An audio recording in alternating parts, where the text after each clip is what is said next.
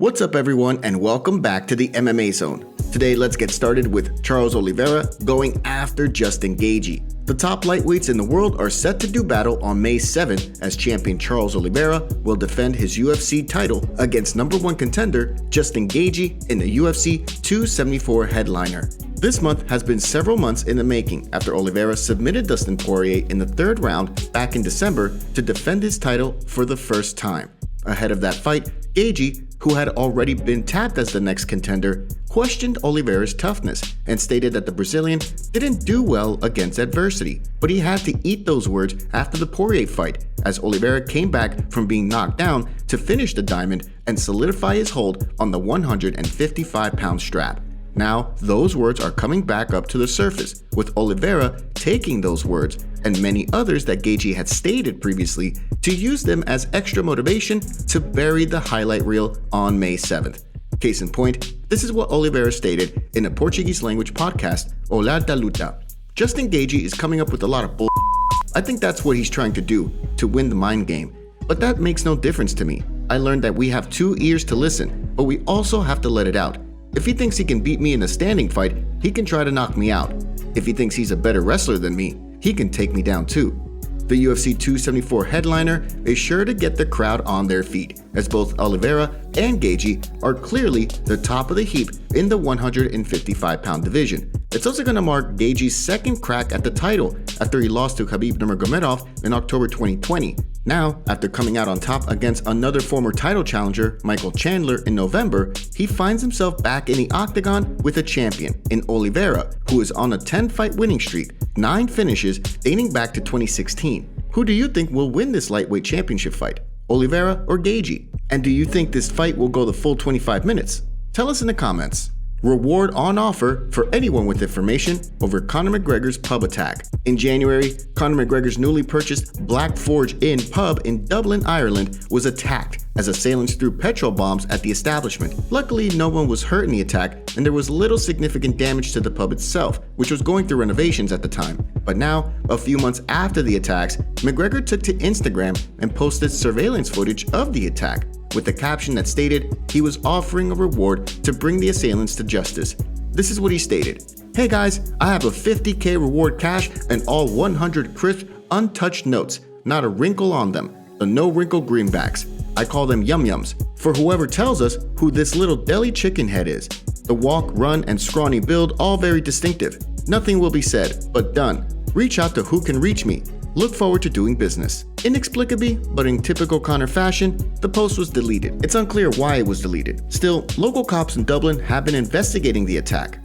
McGregor is preparing for a return to the octagon later this year, as he heals up from a broken leg injury he suffered last June. He stated he wants to fight for the welterweight title upon his return, although champion Kamaru Usman is slated to take on Leon Edwards sometime this summer. What do you make of McGregor's pub getting attacked? And why do you think he deleted the post? Dan Hardy says he's making more in this upcoming boxing fight than all his UFC fights combined. After 10 years, Dan Hardy is finally getting back into competition and taking on fellow former UFC fighter Diego Sanchez in a boxing match in the undercard of the Ricky Hatton-Marco Antonio Barrera event on July 2nd in Manchester, England. Not only will Hardy be making his boxing debut, but so will Diego Sanchez, who is coming off a loss to Kevin Lee in a 165-pound MMA fight at Eagle FC this past March. For Hardy, this is a long time coming after he retired from the sport due to a heart condition. His last fight was in 2012, and since then, he's moved over to the broadcaster's booth while also providing fight analysis for his YouTube channel and other British outlets. But why boxing? Hardy stated in a recent interview that it really was the best offer for the amount of damage. Hardy stated that an MMA fight would be great, but it doesn't pay anywhere near as much as boxing or even bare-knuckle fighting, which he stated was paying as much as 3 times more than boxing. However, Hardy went on to say that the damage incurred through bare-knuckle boxing is too much for someone over 40 years old coming out of a 10-year layoff from combat sports. In the end, boxing offered the best middle ground financially in terms of damage for money.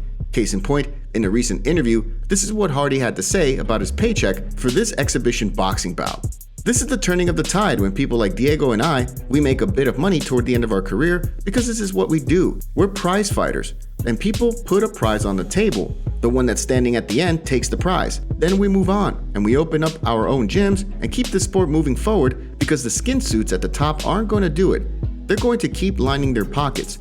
You could add all my paychecks together from the UFC, and I'm still making more doing this. This boxing fight will take place at 185 pounds, and he doesn't plan to cut weight for it, as he's still about 6 weeks out from the potential bout. What do you make of Hardy's comments that he's getting paid the most ever for a boxing match? Don't forget to take a second to hit that like button and subscribe to the MMA Zone to stay up to date on all of the latest fight news. Colby Covington will shoot down Khamzat Chimaev fight, says Chael Sonnen. For as much as UFC President Dana White stated he wanted to match up Khamzat Chimaev with Colby Covington following the Chechen Swede's big win over Gilbert Burns earlier this month, Chael Sonnen is coming out and saying he doesn't believe that's the case. As his proof, he cites the fact that Belal Muhammad, another top 5 welterweight, called out Covington after his big unanimous decision win over Vicente Luque over a week ago. Muhammad, who is riding an 8-fight unbeaten streak, came out on top in a tough contest. After the bout, he stated that he also doesn't believe Colby is going to fight Chimaev, mostly on account of Colby feeling insulted that this would even be an option. Belal Muhammad also cited the fact that for the last few years, Colby has been careful about picking his opponents, and outside of the welterweight champion and Kamaru Usman, has only fought guys who are on a losing streak, while calling out guys who are naturally smaller than him. Uncle Chael, who knows Colby really well, says that he thinks the UFC is going to have a lot of trouble having Colby accept a fight against Khamzat, which many believe would be a #1 contenders bout. He also stated that Muhammad saw the same thing and is now calling out Khamzat himself as well, hoping for a straight route to a title shot. This is what Sonnen stated in a recent video on his YouTube channel. Son Belal came out 15 minutes ago. He just came out and said, I think I'm going to be fighting Chimaev next. I don't think Colby is going to do that match. I think he's right. I do. I've always thought he was right. I think Belal is going to get that fight. Muhammad is trying to insert himself into the title shot picture with his win over Luque, and a fight against Chimaev could be a #1 contenders match to see who fights for the title after Leon Edwards versus Usman. What do you think about Sonnen's comments here? Do you agree with him? Let us know in the comments. Jorge Masvidal's court case is in 2 days, and in connection to that, Masvidal tweeted, quote, "This isn't a win, it's a step." What do you think? Will Jorge plead guilty or keep his non-guilty plea? Canelo talks possibility of Kamaru Usman boxing bout. Kamaru Usman has been pretty vocal about his intent to meet boxing champion Canelo Alvarez in the ring for a crossover bout. The welterweight champion and #1 pound-for-pound fighter in the UFC says that a fight against the pound-for-pound best boxer in the world is a natural matchup that could generate a ton of excitement for the fans. Usman has been pretty dominant for the better part of a decade in his career, especially after entering the UFC. He hasn't lost a single UFC bout and has beaten some of the top names in the welterweight division throughout that time, from Tyron Woodley to Colby Covington, Jorge Masvidal, Demian Maia, Leon Edwards, Gilbert Burns, and others. Now, as Usman sets its sights on a rematch against Edwards sometime later this year, he also has Canelo in his crosshairs. The Mexican champion this week fielded some questions about Usman's challenge, and while he was open to the possibility, Canelo says that he's not focused on that right now. This is what he said about that to TMZ. I never say no, but right now it's not in my future. No, not right now. Maybe it's all later. about legacy now. Yeah, it's all about legacy right now. But you never know.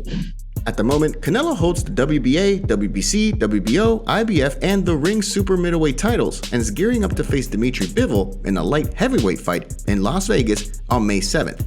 But do you want to see Canelo versus Kamaru in the boxing ring? And how do you think that fight will end?